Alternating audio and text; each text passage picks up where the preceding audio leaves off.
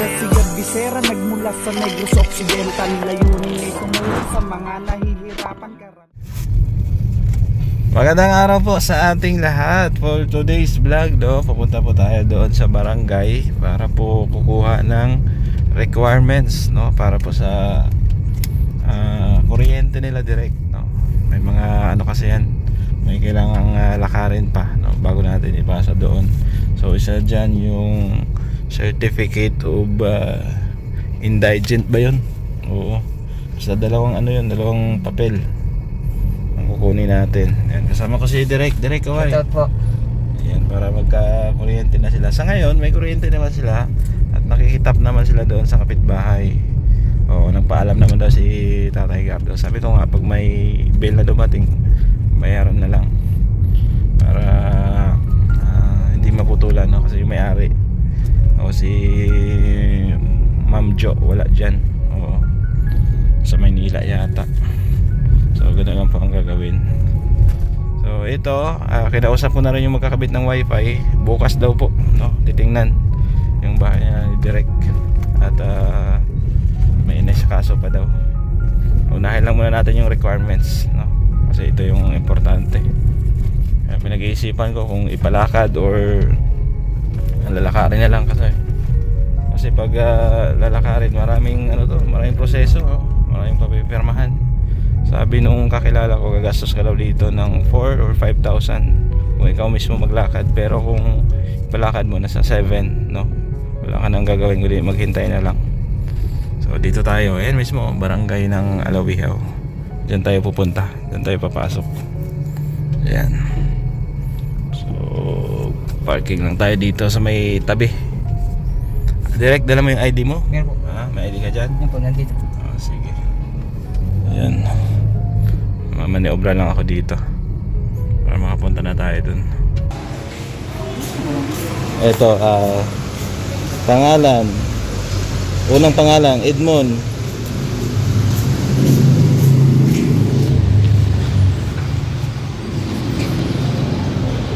Gitnang pangalan, anong middle initial mo? Dito po na? Dito. Oh, dito ang Ubana.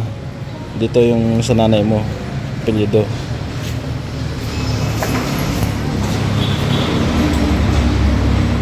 Mapipill up daw muna tayo dito bago ipasa doon.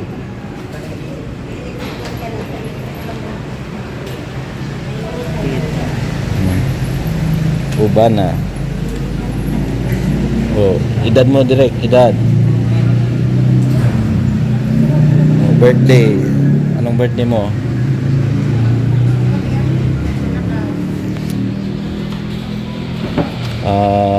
Saan ka pinanganak? Anong Barangay Alawihaw? Purok 1. Sige, Purok 1, Barangay Alawihaw.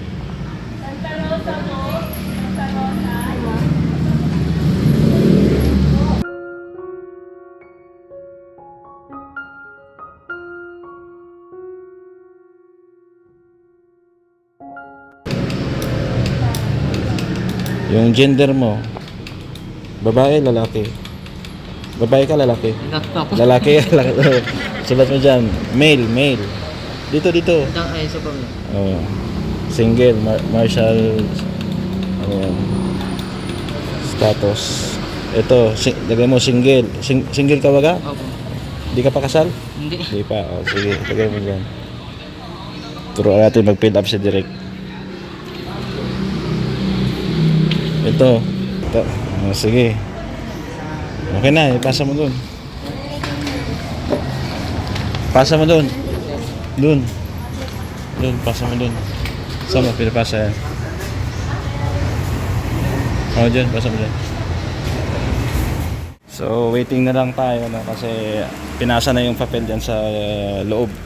At pinakita na rin natin yung katunayan, na may lupa sila dyan nila direct. Ito, dala natin yung papeles. And kay direct mismo to nakapangalan. Kay Edmond Ubana. Po ka muna direct. Ito ka muna. Tawagin ka lang dyan. Ayan. So samahan natin si Direk, di ba? Para matuto siya ng mga gagawin. Oo. Ito po yung barangay namin dito, no? Nasa Sakupan. Yung lugar namin doon, sakop yan dito ng barangay Alawihaw. So dito lang yung kotse natin. Ayan, oh. Pasok ko muna sa loob tong papeles ni Direk. Yung lote nila sa kanila mismo nakapangalan to. Kay Direk po, hindi po sa akin nakapangalan to. Ayan, lagay ko lang muna dyan. Ayan. At maghihintay na lang tayo. Direk, okay na. Ayan, baka kabitan ka na ng ano, kuryente. Magtingko ka kay ano, kagawad, magtingko ka.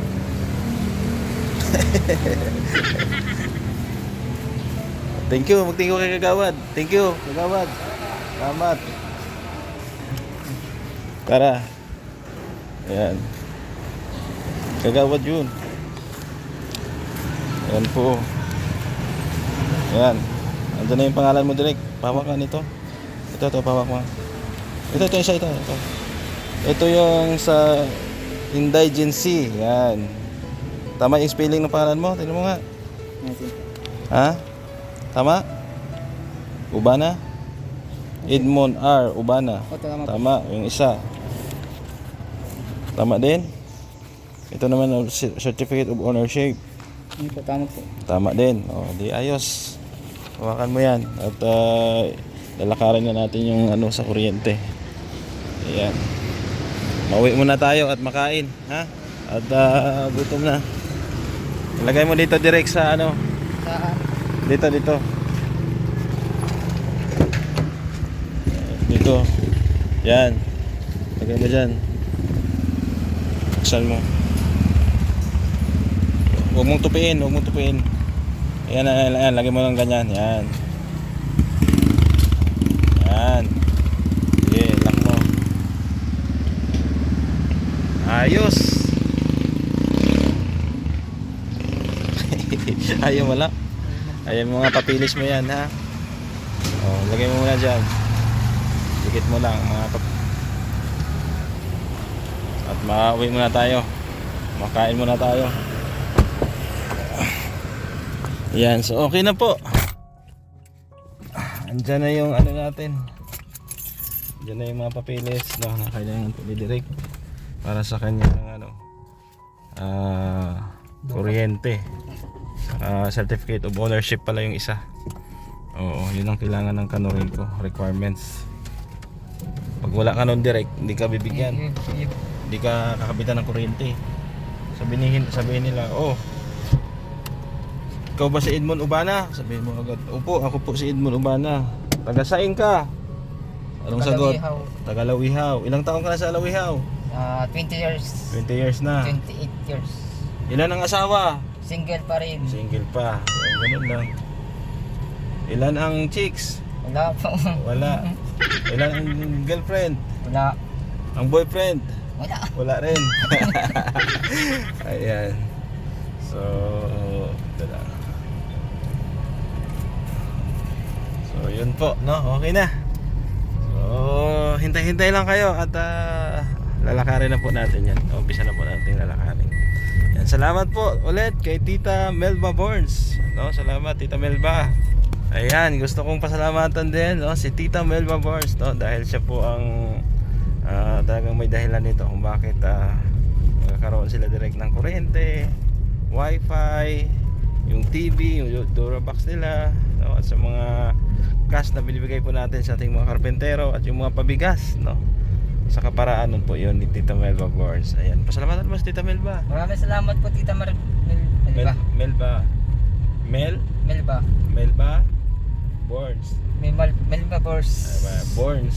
Nasusunod po ako. Ayan. Masaya ka? Masaya po, sobra po. Ayan. So bukas yung wifi, titingnan yung ano, bahay mo bukas, ha. Opo. Ano muna, tawag doon, i-check muna kung aabot ba yung ano, wire. Opo. Ha? Opo. Ayan, bukas at iba-vlog din naman natin yan. So sa ngayon, okay na, kompleto na yung requirements. Yung may ID ka dyan, di ba? Meron po. Magpa-xerox ka pala ng ano, isang ID. Ha? So National kailangan ID. yan, pa-xerox mo lang. So kailangan yan. Ayos na ang buto-buto? Ayos po. Ayos na ayos. So, let's go. Anak ni MK oh. Sinamahan kami. Na-amaze sa bike kaya kung saan nakakarating. Oh, yun oh, bike siya oh. Ayan. Sige.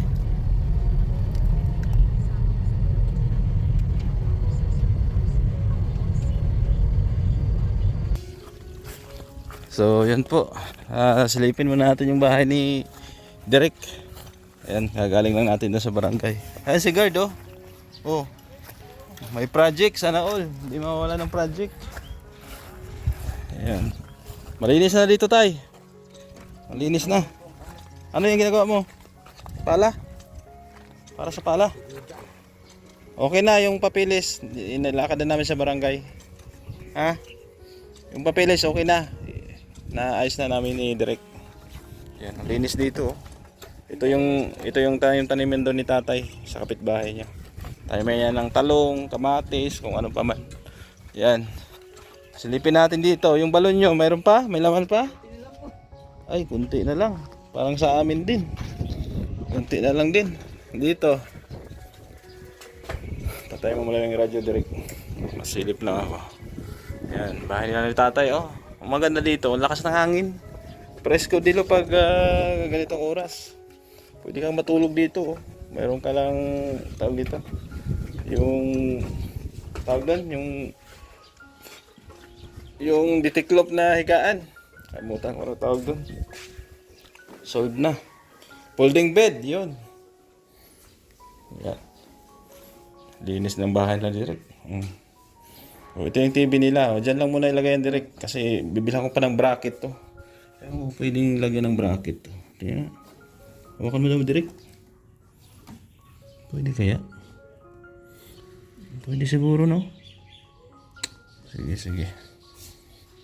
Matingin akong bracket online. Kasi dyan natin ikakabit yan dito. Dyan isasaksak. Kasi yung wiring nyo eh. Ayan. Pansamantala, sabi ko doon sila nakikonnect. Doon sa may bahay na yun. May kuryente na po yan. Ito, saan yan? Oo, diba? Meron na yan. Yung santo nila, oh, dito nila kayo. Ayan. Diyan nila pinatong. Tapos ito, tubigan nila. Ayan. Sino nabigay ng stand direct? Ang ganda. Ano po? Kimti po. Si Ma'am Kimdi. Dalawa po. Itong dalawa na to. Bait talaga ni Madam Kimdi, no? Pati ito yata ang lamesa, no? Siya. Hindi. Grabe, bait ni Ma'am Kimdi. Sira po, nasira si Takuan. Yung isang tukawan nasira. Nasira nung nagkakabit ng kuryente. Ang gipat si ano po eh. Si Max. Yan. Okay na oh. Oh, malinis na dito. Ayos. Ako nakawalis pa dito. Dito, kwarto mo. Nalipat mo na? Di pa po. Ha? Di pa? Di pa po. Mababa na pa lang. Yung saksakan dyan, gumagana na yan? Opo.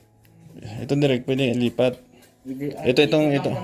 Itong tama mo dito, ang uluhan mo. Pag ganyan. Ayan. So, isa ka na lang pag alam. Wala ka palang electric fan dito. Yung clip fan ko pala doon sa bahay.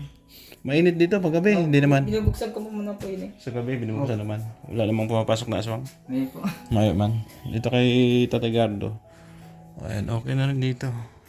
May saksakan na rin naman. Oh. May ilaw. May ilaw pa. Oh. Diba? Ayos. Diba? So ito lang muna yung update natin. Yung mga blinds nila. Ang ganda oh. Ayan. May blinds sila oh. Oh. Diba? Ayos. So abang-abangan lang po no, sa kuryente. At bukas yung sa wifi pupuntahin ko dito para ma-check niya din kasi yung linya nun galing din sa amin. Oo, galing doon. Galing ang linya papunta dito. So ayos, si tatay pala gumagawa ng pala, yung parang handle ng pala oh, nilalagay niya dyan. Yan. Kumain ka na Tatay Gardo? Kumain na? Nakain na daw siya.